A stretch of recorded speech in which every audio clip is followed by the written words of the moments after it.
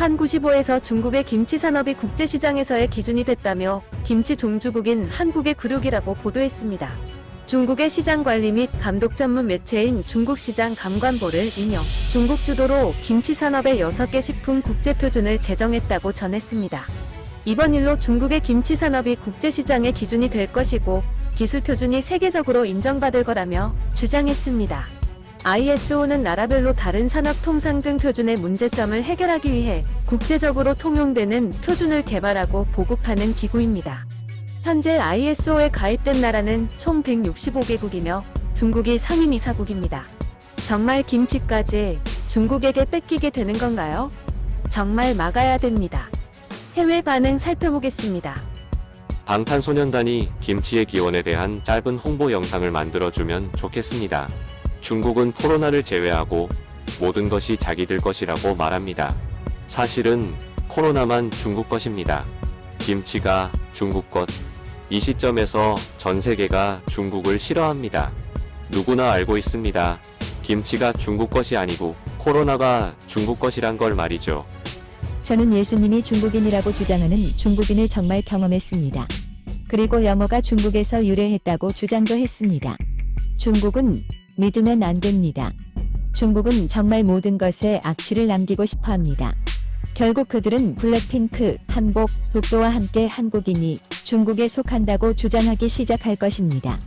곧 중국은 달까지 그들의 소유라고 주장할 것입니다. 김치는 한국의 음식으로 세계에서 인정받고 있습니다. 파우차이는 중국에서 표준을 유지할 수 있습니다. 탐욕과 오만으로 병들고 있습니다.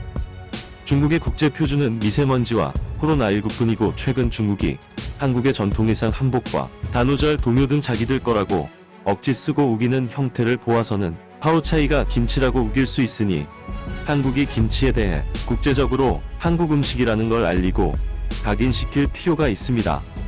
다른 거 말고 중국은 코로나를 중국 것이라고 등록해야 합니다.